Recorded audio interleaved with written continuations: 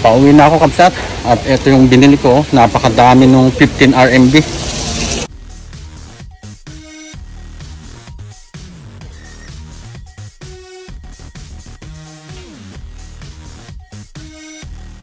Magandang tanghali mga kabsat. Papunta ako sa palengke para mamili ng leteg, bisukol o suso na tinatawag nila. At panggabihan namin kabsat. At ako'y naglalakad na papunta din sa palengke dito sa amin kabsat. At ayan kabsat, nakapayong ako kasi kanina pang umaga umuulan dito sa amin. Parang may bagyo na naman.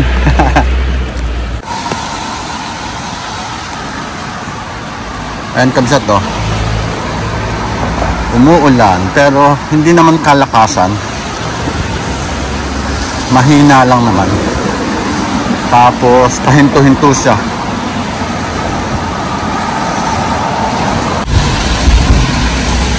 Bali kakaliwa din ako dito sa kinakaliwaan nito mga kotse kabsat.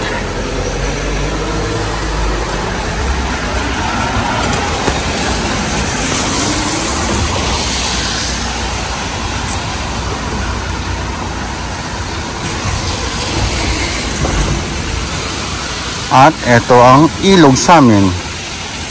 Yan. Malinis naman.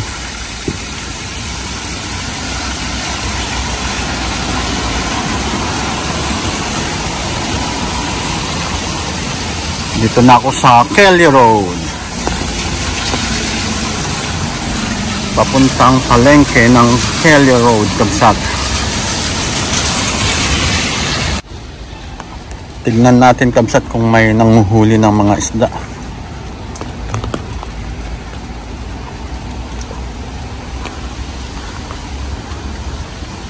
Wala naman. Wala nga sa ngayon. Ewan ko lang nung nakaraang araw. Kasi may mga isda dito kabsat madami. Bawal na yatang manghuli ng isda kabsat. Pinagbawal nila. Dahil para lang daw sa mga kanyon, sa mga ibon na kumakain ng isda. Ayan kabsat, dediretso pa ako hanggang dun.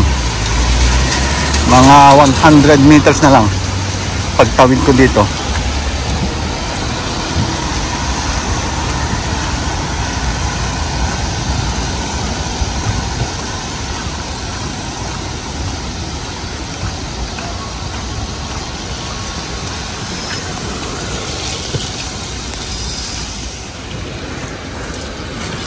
Tapos kabsat dito may ilog din. Meron pang isang ilog dito. Ayan, dito sa kaliwa. Ayan. Tapos dyan, oh, may maliit na park. Banda dyan. Yung simbahan na dinaanan natin kabsat kanina ay Katoliko din yun. Kaso sa tagal ko na dito, wala naman ako nakitang dyan, nagsisimba na madami.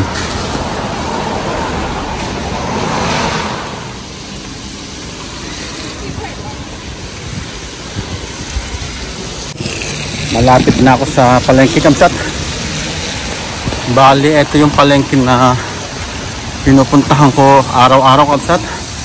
Pag namamalengke ako. Itong palengke na ito kabsat, may kumpa, may aircon.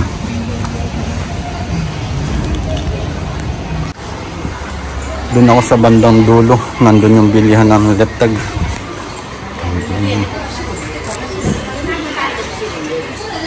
Ito kabsat yung leteg o bisukol. Ayan.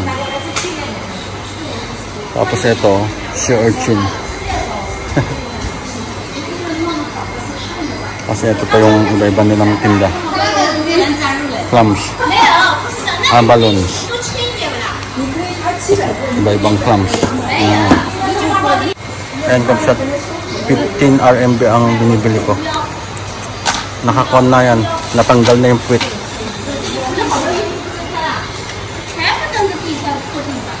Nakabili na ako kabsat. Bali hindi na ako bibili ng sili saka bawang kasi meron naman ako sa bahay. Bali yun lang ang ingredients nito saka oyster sauce. Grabe, ang sarap. At panta pala, patis. Mamaya ipapakita ko sa inyo pag niluto ko. Pauwi na ako kabsat. At ito yung binili ko. Napakadami nung 15 RMB. Dati 10 lang ang binibili ko, 10 RMB. Kaso baka magkulang na naman dahil pati yung dalawa kong anak ay nagustuhan na din kumain ng ganito, ng lettag. Dito naman tayo dadaan sa kabilang side nitong dinaanan ko kanina, dito sa may ilog kabsat, para maipakita ko din sa inyo. Bali shortcut din to papunta dun sa palengke o papuntang bahay. Bali dito kabsat, maganda din dito kasi para ka ding nasa forest. Ang daming puno. Tapos mamaya makikita nyo yung ilog dyan sa bandang kaliwa.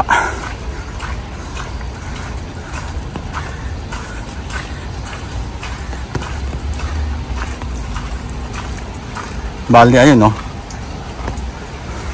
doon tayo pumunta kanina.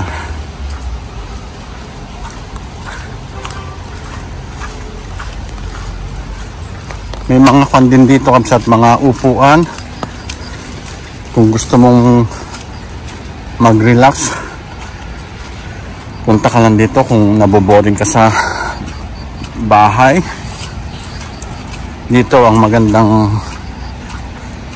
pasyalan o pwede mong pag-relaxan. Ayan o, ayan yung ilog kanina kabsat. Para ka talagang nasa forest pag nandito ka. Ganda. Ito yung mga sinasabi ko kabsat, yung mga upuan na ganyan.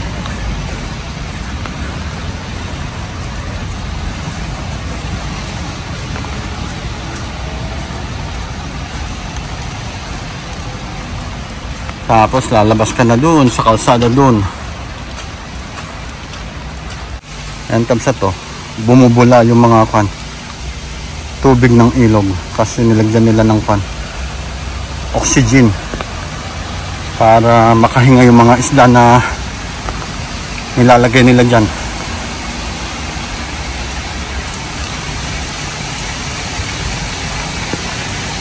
Oh, squirrel oh, dalawa kabsat. Ayun oh. Oh, kumakain siya.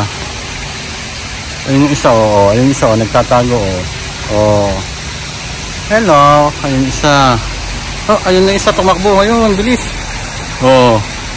Galing ano? Kulay itim lang. Oh, brown. Sana may puti din kagaya sa Amerika. Saan nga na? Nagtago na siya. Kita niyo ba yun oh? Ayun oh, sumisilip. Ayun, tumakbo na. Ayun, ang bilis. Galing ha. Okay kabsat, ito na yung dinaanan natin kanina. Kakanan naman tayo ngayon.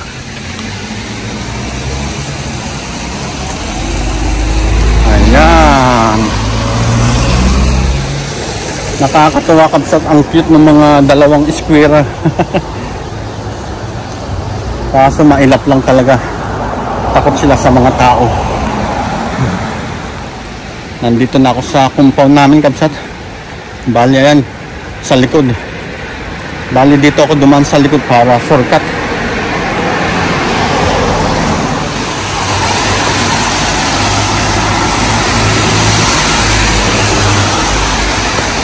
Ayan kabsat, bali dito.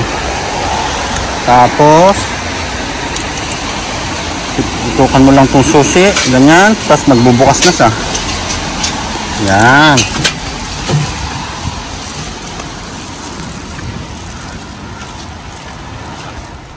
Nandito na ako sa bahay kabsat at ibababad ko muna itong gisokol o lettag sa tubig para lalo niya pang isuka yung kinain niya. Pero malinis na to, kabsat. At hindi mo na sa tatanggalan ng pan yung nasa likod o puwit kasi tinanggal na nila dun sa palengke. Yun ang kagandahan dito. Pwede ka magpatanggal ng ganun yung puwit niya sa likod. Pero alam ko sa Pinas pwede din eh.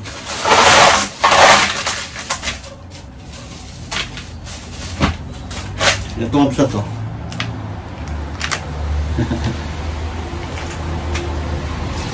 Tapos mamaya lulutuin ko mamayang hapon.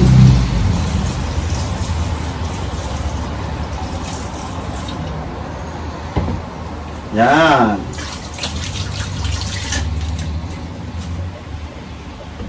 Ito na kabsat, lulutuin ko na itong letteg or bisukol. Ayan, nagpapainit na ako ng kawali, tapos lalagyan ko na ng mantika. At ito yung lulutuin kong letteg. Yan. Masarap to kabsat. Makaka dalawang balik ka ng rice sa sobrang sarap. Maglagay na ako ng mantika kabsat. Yan, mga lang yan. 2 kutsarang mantika. Tapos lalagay ko na din tong bawang saka sili na chinap ko. Ayan kabsat, nilagay ko na yung sili saka bawang.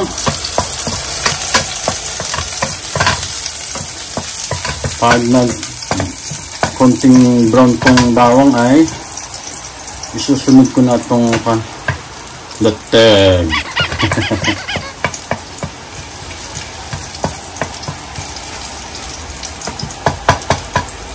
Ayan.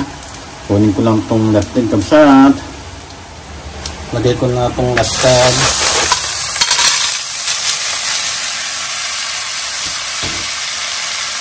Ayan. Ang sarap. Ang bango kabsat.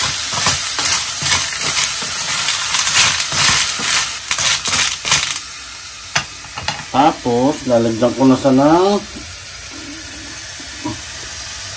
oyster sauce saka patis at paminta. Yan. Patis. Yan. Ito lang. 1 kutsara lang ng patis. Tapos 2 kutsara ng oyster sauce. Okay na. Haluin ko muna para mainit yung patis. Bago ko lagyan ng oyster sauce, yan. Tapos oyster sauce. Nalagyan ko na din. Oyster sauce kabsat. Yan. Mga 2 o 3 kutsara. Para masarap. Ayan. Igigisa lang natin. Tapos lalagyan ko ng kalahating basong tubig. Ang bango kabsat. Wow. Ang sarap.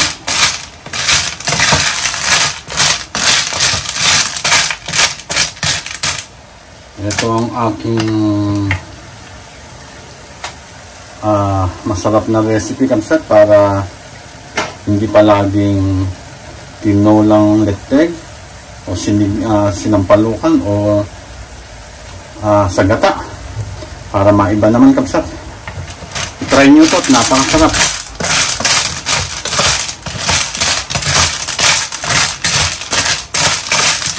Ayan. Tapos lalagyan ko na sa ng tubig kabsat. Ito na, dito na ako kumuha sa kapitera namin. Ayan.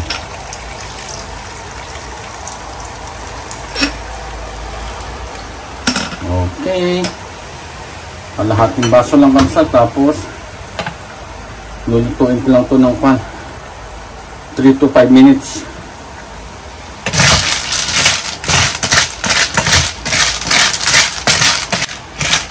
Ayan. Takpang ko muna kabsat. Tapos balikan natin mamaya.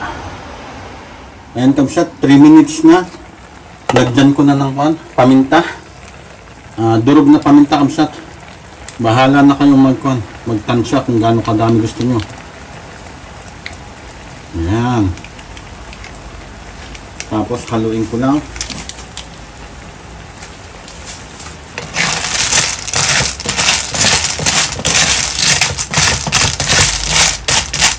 Ayan. Balikan natin after 2 minutes. Ayan kabsat, 5 minutes na. Kumunti na yung sabaw. Okay na ito. Lagay ko na dito sa plato.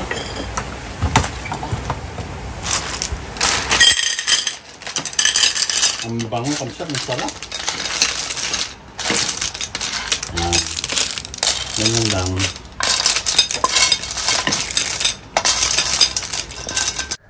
Ito na kabsat yung napakasarap na recipe ko sa letteg or suso.